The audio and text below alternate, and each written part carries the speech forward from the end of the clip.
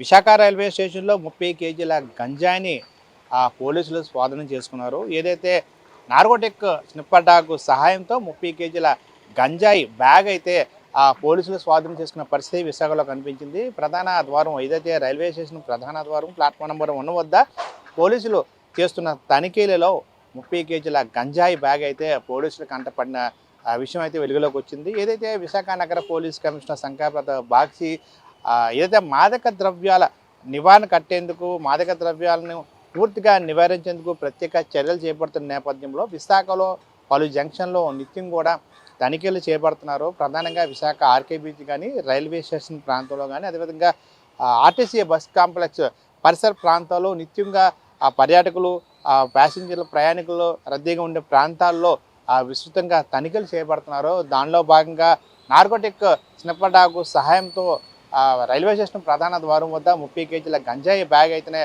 పోలీసులు స్వాధీనం చేసుకున్న సంఘటన వెలుగులోకి వచ్చింది. అయితే వెంటనే రైల్వే పోలీసులు ఆర్పీఎఫ్కి సమాచారం ఇవ్వడంతో వారు కూడా ఆ ప్రాంతానికి వచ్చి ఆ బ్యాగును దాంతోపాటు ఎవరైతే గంజాయి ట్రాన్స్ఫర్ చేస్తున్న ఆ నిందితుని కూడా పోలీసులు అదుపులో తీసుకొని విచారణ చేస్తున్న పరిస్థితి విశాఖలో కనిపిస్తుంది. ఏదైనప్పుడు కూడా శంకర్ బాగ్చి నగర పోలీస్ కమిషనర్ కూడా పోలీసు సిబ్బందిని అభినందించారు.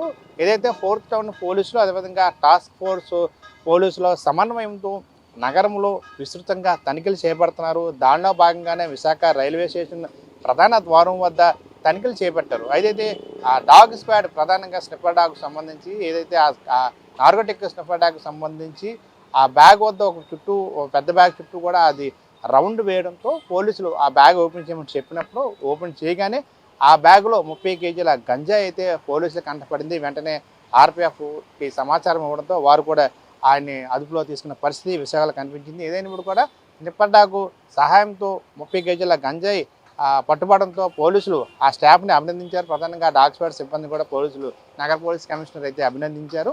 మరొక 8 స్నిప్పర్ డాగ్ సిబ్బందిని త్వరలోనే అందుబాటులోకి తేనున్నారు. పూర్తి స్థాయిలో విశాఖలో తనిఖీలు నిర్వహిస్తున్నారు.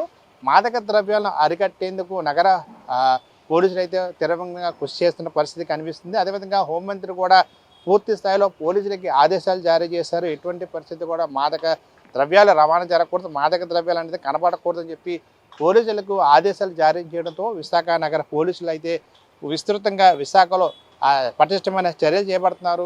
విస్తృతంగా తనిఖీలు చేపడుతున్నారు. ఎక్కడ కూడా మాదక ద్రవ్యాలను మాటే రానికుండా పూర్తి స్థాయిలో ఆ మాదక ద్రవ్యాలు అరికట్టేందుకైతే ప్రభుత్వం విశాఖ జిల్లా పోలీసులు కానీ దానికి పూర్తి స్థాయిలో నిమగ్న పరిస్థితి విశాఖలో కనిపిస్తుంది. ఇది ఏదైతే రైల్వే స్టేషన్ ప్రాంగణంలో 30 కేజీల గంజాయి పట్టుబడికి సంబంధించి లేటెస్ట్ తాజా update. Camera person Ganesh Durgaprasad, Meganet TV, Visakha నుండి.